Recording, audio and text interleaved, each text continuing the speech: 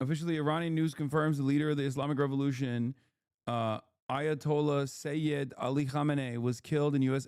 Israeli attacks on Iran. Al Jazeera reports. To Ali Khamenei's mind, he would love to be given such an end. As a this is also true. The Iranian television announced this isn't even like remotely cope. I mean, bro, he was 86 years old. Okay. Through, and he's, I mean, there are people who view him in a positive way. There are people who view him in a very negative way. But at the end, you cannot go away from the idea that he was, to the Islamic Republic and the Islamic Revolution, he was a kind of a bro. People literally thought he was making military decisions when he was alive. Okay, like as though he was sitting around and you know, hitting buttons, hitting the fucking hitting the bomb Tel Aviv button over and over again in some fucking bunker. Iranian state television. Just take us through what was said. Well, the gist of the matter is that after hours following the announcement and reports coming from the United States and Israeli sources, and after the U.S. president saying that the Iranians... Israel is a demonic entity for sure, and so is America. But Israel, when it comes to high-profile assassinations, they're right a lot more than they're wrong, okay? They're very rarely wrong about a high-profile assassination. When they come out and when they come out and they say like, "Oh, this person is dead," it's usually true.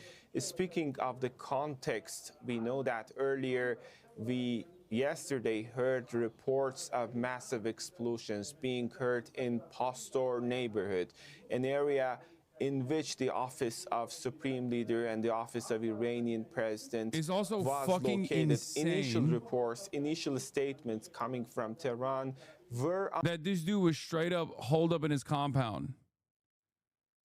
Like, look at what they hit it with. That's crazy. They straight up nuked that shit, dude. Yeah.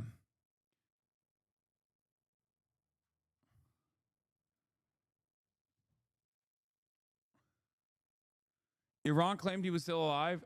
Some in Iranian news was saying that he was still alive. Again, 86 years old. 86 years old. It is kind of funny seeing all the fucking the pro IRGC accounts in Europe posting into the abyss over and over again, like, no, I fucking heard he's alive. Actually, this is the he told me personally. Over the next few days, we are going to experience, but no doubt. People don't know anything about Iran. I heard people saying the school bombing had to be fake because girls' education is illegal in Iran. Bro, women in Iran have better education than America, okay? What the fuck? Iranian women are pound for pound, per capita, better educated than American women are. That's not even like, and I'm not even saying that as a diss to like America's dog shit education quality. That is crazy. These motherfuckers think Iran is literally run by the Taliban, bro. Oh my God. He's not going to be in the mood to negotiate with the Americans. He's going to be a lot more hardline, right? Well, absolutely. Now, with the leader of the Islamic Republic and the Islamic Revolution killed by the Americans and the Israelis, the next leader is going to have to stand still and to be resilient when it comes to how to deal with the Americans. And this is one of the issues, that how the direction will be. Will it be a direction towards a revolutionary leader, a leader who is going to adhere more and more to the Islamic Republic and the Islamic... What's also crazy about it is like half the time Americans, depending on what level of intervention they're accepting, will either say Iranians are barbarians that must be bombed, or they'll be like, Iranian people are beautiful, we must liberate them. They switch back and forth. They switch back and forth depending on how fucking stupid they are, or depending on what level of intervention is necessitated, what level of propaganda. Okay? It's crazy. His legacy actually is we are now going to go to an obituary, which has been put together by Victoria Gatenby, taking a look back at his life. Born into a clerical family, Ali Khamenei studied at the religious seminary in Qom under the most prominent Shia scholars of the day, including Ruhollah Khomeini, who would later be the leader of the Iranian Revolution. Influenced by Khomeini's revolutionary ideas, Khamenei actively participated in anti-monarchy protests starting from 1963. He became a leading figure in establishing a new Iran after the monarchy was deposed in 1979. When the Iran-Iraq war broke out in 1980, the young Islamic Republic was struggling to establish itself both domestically and internationally. In 1981, Khamenei, a fiery orator in support of Khomeini, won the presidency. Throughout the 8-year war with Iraq, he frequently visited the front lines, earning the loyalty of the Revolutionary Guards. Iran was internationally isolated and economically devastated when Ayatollah Khamenei died in 1989. Hasanabi Rafsanjani, one of the Islamic Republic's founding fathers, urged the Assembly of Experts to appoint Khamenei as the new supreme leader. I told Mr. Hasanabi Rafsanjani that I would not accept this. I believe I do not deserve this position. Perhaps you and I know this. This would be symbolic leadership, not real leadership. But his leadership has been anything but symbolic. In the early 1990s, Khamenei focused on reviving Iran's economy. Iran began to reclaim a broader regional role after American military intervention in Iraq in 1991 that significantly weakened Iran's archenemy, Iraq's President Saddam Hussein. Is this the first time in recent history that, like, a state has just, like, directly and deliberately and openly assassinated through military action the head of another state instead of, like, deposing them or you know, doing a coup or something? Because, like, obviously Gaddafi and Saddam are two examples, but they weren't like a direct military strike. I don't think Khamenei favored conservative presidents throughout his tenure, but he frequently found himself at odds with presidents in a power struggle. Nasrallah was not a head of state. Leadership faced its strongest challenge. Nasrallah was the head of Hezbollah, which is a political party in Lebanon, but he wasn't the head of state. The country faced socio-political tension and economic devastation as Western sanctions devastated its economy. Barack Obama's presidency raised hopes for improved ties. In 2015, Khamenei authorized then-President Hassan Rouhani to sign a nuclear deal with world powers, most notably the United States, under which Iran agreed to reduce its uranium enrichment in exchange for the lifting of Western sanctions. But the US withdrew from the agreement in 2018 under President Trump. Khamenei then directed officials to accelerate Iran's missile and nuclear programs. In 2020, the United States assassinated Qasem Soleimani, a staunch Khamenei supporter and commander of Iran's Quds forces, further deteriorating Iran's relations with the West. Amidst the economic crisis, discontent continued in Iran. In 2022, nationwide protests against Mahsa Amini's death in police custody after she was accused of violating the mandatory hijab laws were one of Khamenei's biggest challenges. After the Hamas-led attack on October 7, 2023, Israel targeted Iranian officials, including its embassy in Damascus, in April 2024. Iran responded by launching hundreds of drones into Israeli territory. In the following months, Israel assassinated Hamas's political bureau chief, Ismail Haniyeh, in Tehran and killed Hassan Nasrallah, the Secretary General of Hezbollah and Iran's most important ally in the region. Iran retaliated by firing nearly 200 ballistic missiles at Israel. A ceasefire was implemented after 12 days. Khamenei called for regional cooperation to stop Israel. The policies adopted by our enemy are to sow the seeds of division and sedition, to drive a wedge among all the Muslims. They are the enemies of the Palestinians, Lebanese, Egyptians, Yemenis, Syrians and Iraqis. Tensions flared up again after protests broke out in Iran in December 2025.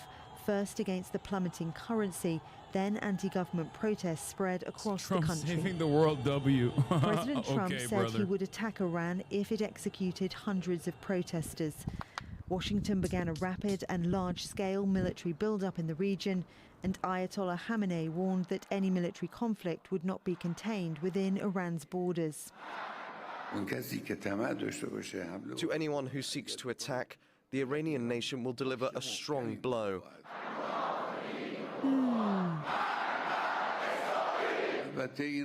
Americans should also know that if they start a war this time, it will be a regional war. Weeks of diplomatic effort to de-escalate followed, with Oman mediating 3 rounds of indirect talks between the US and Iran. Iran had proposed a deal authorized by Khamenei, but on the eve of further talks, Israel and the US attacked Iran. With the assassination of Ayatollah Khamenei, Iran now stands at a historic crossroads, facing a future without the man who had guided the nation through turbulent times for decades. I've got Ali Hashim, our correspondent, who's reported extensively from Iran with us in the studio. I've got our Tehran correspondent, Tawhid Asadi, who's joining us live. Yeah, it's true. Khamenei didn't die after a court trial for severe domestic repression, as many Iranians have wanted. He died by bombs from Donald Trump and Benjamin Netanyahu, which is what the nearly 90-year-old man who spent decades fighting America and Israel by many accounts wanted. Like, straight up, 86-year-old guy was in the fucking front lines, and they gave him a fucking martyr's death. 40 days of public mourning announced in Iran after Khamenei's death, according to state media. Is that real? It doesn't matter whether Khamenei is dead or not. What matters is how insane it is to live in an era where one country can assassinate the heads of other states with total international impunity. The fact that this president is now fully normalized is fucking nuts. I've seen the videos of people celebrating in Tehran. Not my place to tell them whether to celebrate or not, but I think this raises a significant question. What happens if someday the leaders of a democratic post-IR Iran fall out of favor with Israel or the U.S., as the Shah did? Why hasn't there been any proof presented? Brother, what are you talking about? Even the Iranian state recognized it. It's just like, people will never learn. They will never learn, okay? Those who toppled the statues of Saddam, those who toppled the statues of Saddam themselves said many years later, what the fuck? This has been a disaster, okay? What do you think happens if the Iranian state falls? I've spent the last couple of months trying to spell out what kind of disaster will befall Iran. Iranian people deserve sovereignty. They deserve dignity. They deserve to have whatever government they want to. American bombs will not allow the Iranian population, American bombs directed by Israel, will not allow the Iranian population to get this liberal, secular democracy that they wish for. Still out there, and that's going to be highly effective when it comes to the trajectory of Iran's behavior for the years down the road. Now, Ali, you heard Tawhid there. He's talking about, the legacy, what the Supreme Leader is going to leave behind. He's going to leave behind a symbol. Now, we were talking about this very briefly just earlier. Has Donald Trump made him? He's a despot, but something about a man who survived multiple imprisonments, tortured by Savak, went to the front lines to defend his country against Saddam's invasion, funded by the U.S., by the way, survived an assassination attempt that paralyzed him for life, and died being the lone force in the way of U.S.-Israeli hegemony in the region is admirable. Yeah, I mean, he was a real fucking... He was... I would say he was far more brutal to his own people than he was to his enemies, but, there was any amount of pushback towards his enemies in the region was still welcomed, let's be real. Especially considering that his enemies were far more ruthless than everyone else. Having said that,